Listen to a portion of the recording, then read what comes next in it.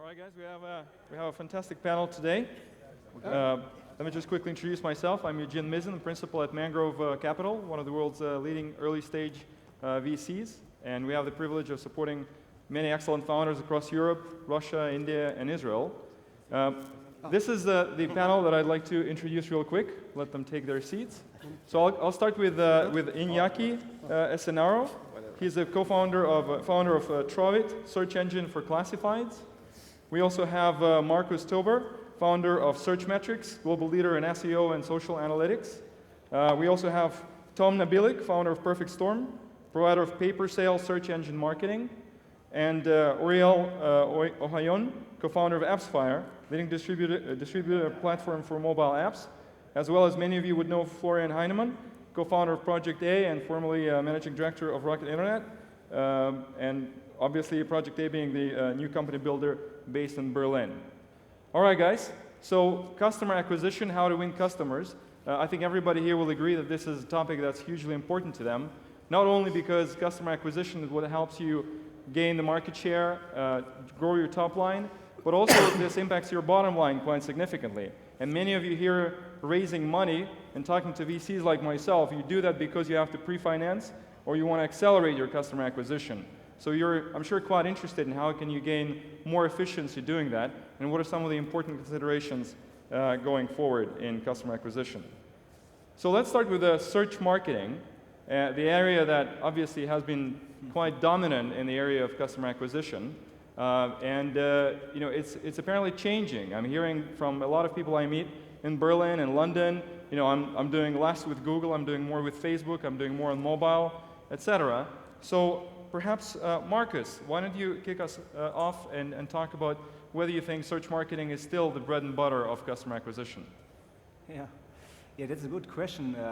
You know, that you say it's still the bread and butter business. From my perspective, I would say that search will remain in the next years or maybe in the next decades the really, really bread and butter business. Because if you think what search is, it's not going on Google and, you know, typing a keyword into the search field. Search is much more. If you look at the numbers, more than 1.2 billion searches are made on Google every day. 1 billion searches are made on Facebook every day. Hundreds of millions of searches were made on YouTube, on Amazon, on eBay every day.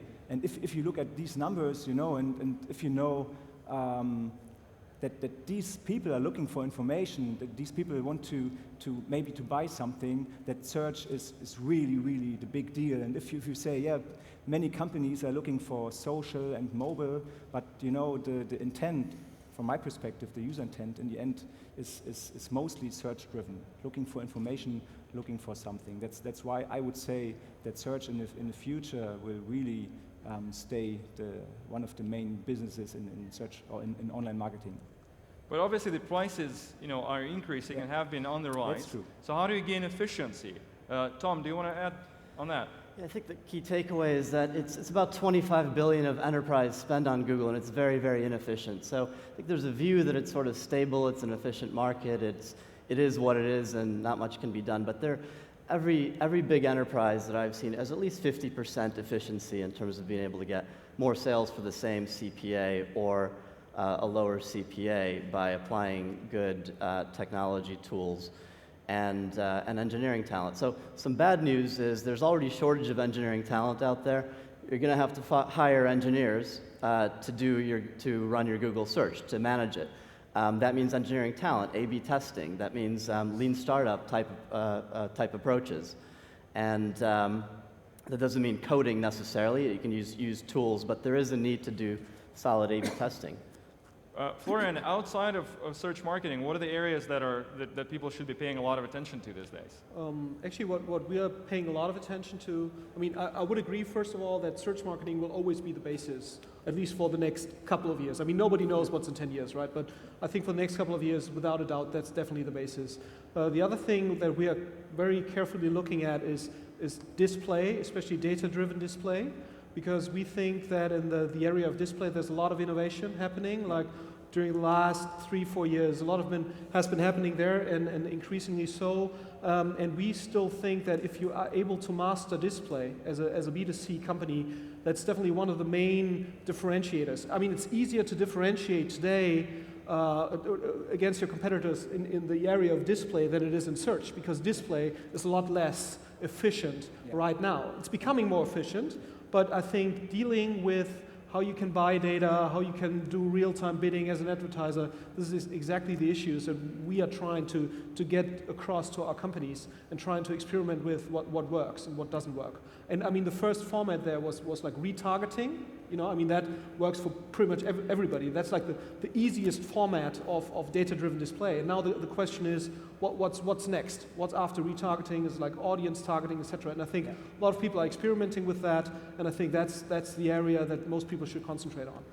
I would say that retargeting, most customers are still on a last-click basis, and so retargeting gets more credit than it should. Absolutely. If you look at things on an attribution basis, so multi-channel funnels on Google Analytics, it's free, it's easy, it's a couple of screenshots. Yeah.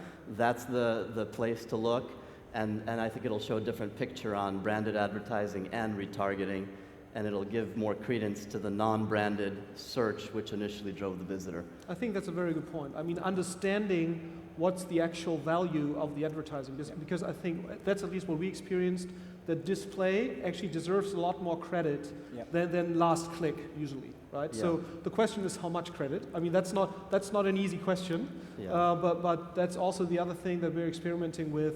What kind of attribution is the right one for a specific company? Yeah, and that's a mathematical answer. It's just, you know, and you need that data to flow into a bidding algorithm to do that, and that's an important point. So we've heard earlier today from some of the companies, and I think that's the topic that remains kind of on top of everyone's mind, you know, 15%, 20% of traffic coming from mobile devices.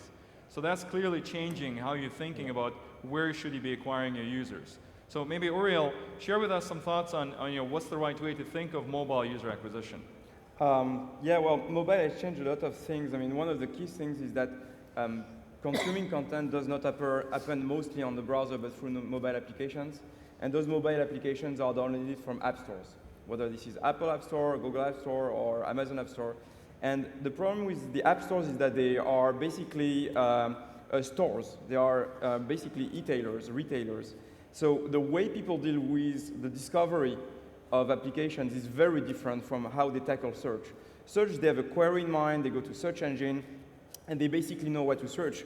And the history of those past years of app stores is proving that by far the discovery of application is not happening through search. It's happening through a set of parameters that are related to what we call passive discovery. Editorial listings, top ranks, recommendations from friends, etc., etc. And search is a tiny chunk of discovery. So if you want to boost mobile acquisition, you have to think first about how to drive that. And there are a few techniques that a lot of developers do and use. Some are free, some are paid. By far, what's working best is, if you're lucky, is to get featured by Apple or by Google.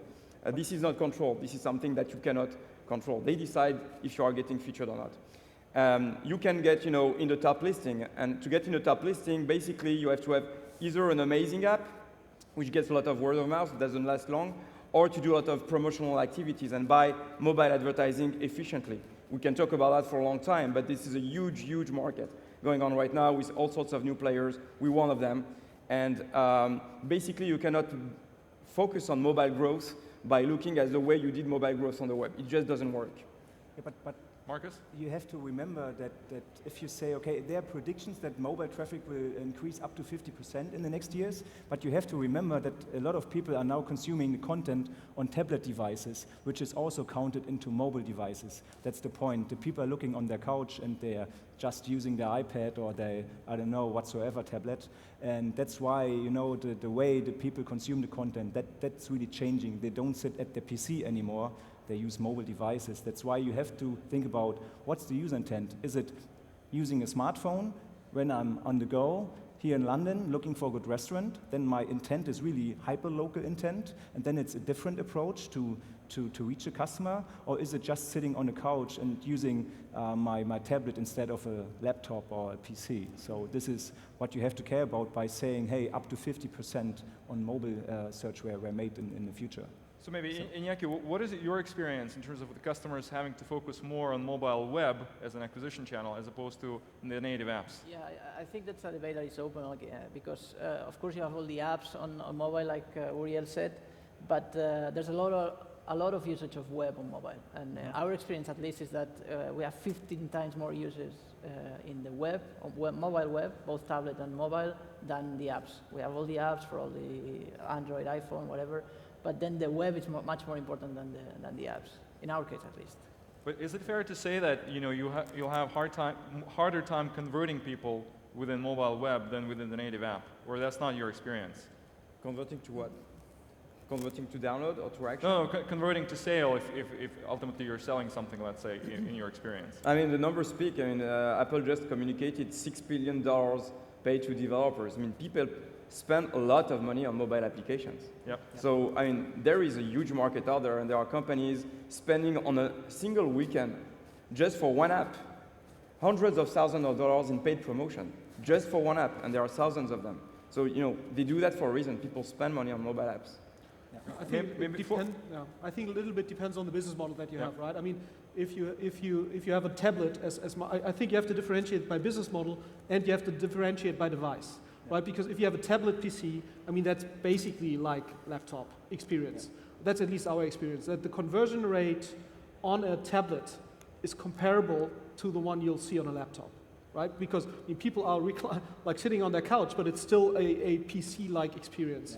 And I think if you look at apps, I think it really depends on the business model. I mean, you either have like pay by download, then it's what you said, but it's also if you have, for example, a flash sales type model. I mean, Vente Privé, a Fab, all these guys are doing very, very well. Like all the flash sales guys are doing incredibly well also in their mobile app because it's a limited offer. They push 2-3 offers a day, and then it works. If you have a fully fledged shoe or furniture shop, that's at least our experience, with thousands of products, it's not that suitable for a small mobile device, right?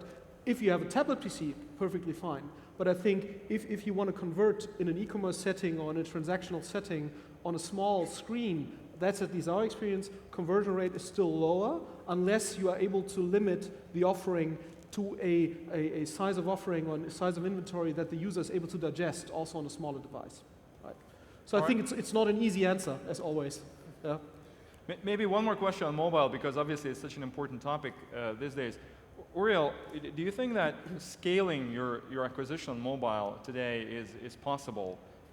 Because, I mean, one of the things that's great about traditional search marketing is that typically you can scale it pretty fast. With mobile acquisition, is that the case? Yes, very, very much, because the scale of the user base is there. I mean, hundreds of millions of devices out there. iPad mini sold 3 days, 3 million units. It's going to be probably the best-selling consumer device electronic ever made in the history of consumer electronics. So there will be millions of users out there consuming content, buying content. I think that the question is, is not whether you can scale, is how can you do it? Yeah. And very few developers know how to do it. It's extremely different from scaling a website. It's extremely different for scaling SEO and SEM.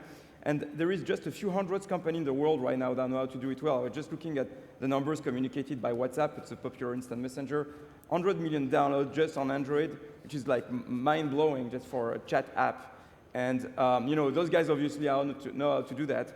But not, on the hundreds of thousands of apps out there, not everybody knows how to do it. Too many people focus on making an app versus marketing an app. And that's very, very different. Well, I would say, it's scalable. Yeah, by the number of users. The problem that I at least perceive right now, the level of sophistication in advertising on the mobile is still low. A lot of it is done via app of the day type promotions. And if you think that's like Web 2000, that's when you had like this is the website of the day type of promotion. It's not very sophisticated. Like a lot of the app promotions that you see today, it's not very targeted. It's not very manageable. You rather say I'm paying you $10,000, and then for that I'm app of the day, and that can work well. But so I think what you'll definitely will see, and a lot of companies are exactly starting to do that, bring the sophistication of online, traditional online advertising to the mobile world. And I think that's like the big challenge right now. I agree with that. Actually, what's missing is not so much the ad units. I mean, we can talk about that, but it's mostly the sophistication of how you buy media and what you measure exactly beyond the download, because everyone is focused about, I want to be top 25, I want to get 1 million users, but what really matters is not the number of users you get, is how many users are engaging with your mobile app. And if you don't get that, you spend money for nothing. And And that's the big analytics problem. tools that are enabling that are getting to the market right now only. So it's just like getting there. So maybe to continue on back to search marketing for a second, Marcus, how do you think social will impact search marketing? Yeah, there were some statements from Mark Zuckerberg and Sheryl Sandberg, and some weeks ago there was an interview at TechCrunch Disrupt with Mark Zuckerberg, and he said, okay, we are working on a search engine, and then the stock price went up by 10%. And that means that the people are waiting for that, the people are waiting for a search engine from Facebook, because social and SEO or search marketing, this is something that belong together. If you look at how search engines compute the results, it's based now on algorithms that were made 15 years ago, and that kind of how the content is linked in the world, in the web. And if you look at social, it's the same way of recommendations. And I will never cheat to my friends. I will never recommend the bad payday loan site, And that's why search engines and search marketing, that it really belongs together. And I would say if Facebook will really come out with a search engine next year, maybe. This is what I think that could happen. The way social and search will be done by the user will really change. And I can't say that Facebook will be a competitor for Google, but I think that all the local searches, all the searches that were related to friends and to recommendations could be much better made by Facebook, because Facebook know me. Facebook know my search profile. Facebook is integrated on 25% of all the websites. The button, the Facebook like and share button, is integrated on 25% of all the websites in the Western world, in Germany, in the US, and so on. So they really know my profile, my way of consuming content, and that's why Facebook can perform really good results. So a lot of the businesses have discovered Facebook as a great channel for themselves, but others have also discovered that Pinterest and YouTube also do great things for their businesses. That was only for Facebook because they're the biggest player with 1 billion active users. But so maybe what are some of the best practices out there in terms of how people should be leveraging Pinterest, YouTube, other social channels? Florian, maybe a few words from you? I mean, if you'd asked me like 4 years ago, I would have told you, social media, that's all crap. It's not measurable. And I think I definitely changed my mind during the last 3-4 years. And I think if you look at what ASOS, for example, is doing on Facebook, that's great. And it's very systematic. They measure it the same way they would measure performance marketing. And what I find interesting, I mean, you have to differentiate between like real social media and buying ads on Facebook. I mean, for me, buying ads on Facebook, that's the same thing as display. That's just a different publisher, right? But if you look at how they integrate social in the website, I think it's more also, I mean, it's also a customer acquisition tool, but I think the more interesting part about it is it's a different channel to reactivate your existing customers. I mean, that's what ASOS is doing, basically. I mean, they have a huge fan base, which are existing customers already, and for them, apart from email marketing, that's another way to reactivate existing customers. And I think that's how we are trying to use Facebook and also Pinterest, engage the user that we already acquired, even more with the website and with the service that we're offering, and by that basically reduce the marketing cost ratio. And I think there's some products that lend themselves perfectly also to customer acquisition, like if you look at the Birchbox, Glossybox type model, how they acquire customers on YouTube, that's great, right? I mean, that's very systematic.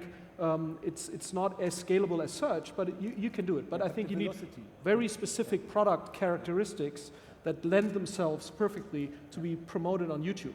But still, I mean, that's possible, and I think 3, 4, 5 years ago, I think nobody would have thought that this is actually systematic. Yeah. And think about the velocity, it's social engines, social networks are so fast, you can really reach your customer within in minutes. It's much faster than doing email campaigns or doing other stuff. You know, that's why social and you know reaching the customer is so important. That's why it's also going into search marketing or SEO, I would say. Fantastic. Iñaki, maybe a question for you. What do you think are some of the perhaps practical advice that you could give to businesses out here in terms of how to test their way into customer acquisition? So how do you avoid just spending a shitload of money and not really seeing much result, but rather kind of test your way into doing it? Yeah, I think as internet managers, we have the obligation of testing all the different traffic acquisition sources that we can find. We said search marketing, both paid and free, Facebook, mobile, email marketing, everything. And the most important thing is that you have to test everything. And it's pretty easy to do it if you really want to do it, but you have to really focus a lot on analytics or business intelligence or call it the way you want. And most of the acquisition sources, they allow you to start spending very little money, test, check the ads, check the landing pages, check conversion, compare the acquisition cost with the lifetime value of the user. And I think it's not like going to buy ads on TV and spend millions of euros. You can really start by thousands of dollars and then increase it if testing goes right. Tom? I would say just out, basically in short, out with the marketers and in with the engineers. Not quite spreadsheet people, but people that can do some real A/B testing and understand relationships between variables. This sophisticated approach in the same way that you look at other, you know, key questions, key variables, unanswered questions and risks in a startup, and it is that sophisticated. Maybe last question, as we're coming towards the end of the session and open it up for questions. If you were to recommend one tool that you think businesses will find useful when they think about customer acquisition, obviously there's so many, but there's one tool that you would recommend, what would that be? Maybe start with Florian? I think one thing that's key as soon as you grow at least a little bit is having some kind of data warehouse that aggregates data from various sources into one single database and gives you a coherent reporting basis. Whether that's an external solution, I mean, we have our proprietary solution, but that doesn't really matter. But I think trying to aggregate as many data sources as possible into one single source to have a coherent reporting basis, that is, I think, key if you want to grow a little bit. Yeah. Excellent. Ouriel? I can't think about any. I mean, there are a lot of tools, but I think the most important one is your brain. I see so many people promoting crappy products, very bad products. It's not because they are bad; it's that because the developers behind them are not aware that they are bad. And the first elementary rule we ask your developer is, are you confident that your product is good enough to be promoted? And the only way to know that is just to look at yourself and be honest and look if the user feedback is good, if the customer retention is good, and if your heart and your brain connects very well with your product. And if you know that, then you can spend the money. And then you can win more customers. But before you get to that, you should use not just your tools, you should use your brain first. And that's very important. Tom? And I do like the brain too, but multi-channel funnels on Google Analytics provides that consolidated view. It's not perfect, but it's as good as anything out there, and it's a great price. It's free. Yeah, same from me. I would say if you start a business and if you already run a business, I would say that looking at your analytics is the most important part of your business. You can have your brain and everything, but without looking at the numbers, you're blind. That's my point. I think I would agree with Florian that I think the most important thing is aggregating all the information from your business and from external sources, analytics, everything. And then if you really are a technology company and you're good at number crunching, and if you're not, you're in problems probably, I think going internally is the best way to do it. I think there are a lot of vendors with good softwares out there, but if you really want to get into details and tailor it to your business, I think you have to develop internally a good data mining application. All right, thank you so much, guys. I think we have a few minutes for questions, if there are any. I can't quite see if...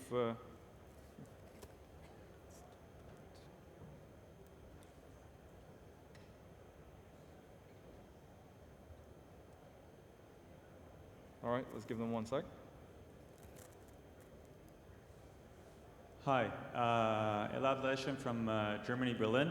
I want to know about what's going to be the effect of privacy solutions on the data aggregation and so forth on the online marketing economy. Right now we see a lot of solutions. Some of them are free, some of them are freemium, some of them are paid. So how do you see this affecting the digital economy generally and online advertising specifically? Anybody wants to take that? I didn't really understand the question, I have to admit. I I heard it, but I... Yeah, I'm talking about anonymity online and tools offering users to block information. So all information that basically is used today for online advertising, marketing, etc., is partially or wholly going to be blocked.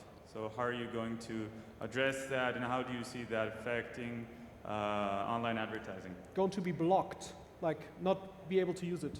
Okay. Right. Restrictions around cookies, I think, is one example. Okay, privacy. Okay, okay. Yeah, that's a good question. You know, Germany is always different to all the other markets in terms of privacy and cookie handling. So I don't know. I would say that in Germany it will be a bit different maybe to the other markets, but in the end, privacy and blocking tools and so on can't really be the big thing, you know. All the things in making the analytics and tracking the user and so on is really useful for the performance marketing, and it's really needed. And you know, look at all the people that already or always logged into their Facebook account. You know, you can't really block the tools or block the cookies, even if it's made by law. You know that you're not allowed to do it on the site. Like big sites in Germany, like Heise and Spiegel, they blocked the Facebook and Twitter buttons and so on. I think, from my perspective, it can't really last a long time. I think it would be a big mistake. I mean, if that really happened, the way that European Commission is thinking about it right now, I think there's one big misconception. A lot of people think providing data in an anonymous form, in a cookie format, means more advertising. And I would think that's one very big misconception, because like all the advertisers that I've worked with or worked for, they want to do less advertising that's more targeted, right? So, and better data will lead to more targeted advertising that's perceived as less disturbing. And I think that's one very big misconception.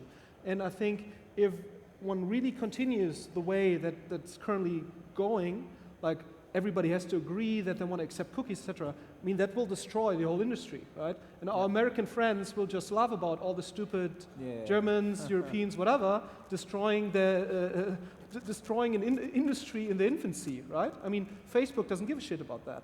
Google doesn't give a shit about that. So, and we are very wary about all these things, especially in Germany, and I think that's kind of problematic, because I mean, without the information, all the tools won't work, right? I mean, that's the thing, and the only thing that will lead to is either people going out of business or doing even more untargeted advertising pressure. And I think that's what people or politicians will have to get their head around. And I think that's very hard to understand, because people having to decide this are like 55 plus. So that they're not really, you know, understanding what's happening here, and I think the consequences of that. So it would, like my answer, if things are going that way, it's going to be an absolute catastrophe. And All it's right, like well, I think that's all we have time for. But thank you so much, gentlemen. Thank you for your answers, and thank you for your attention.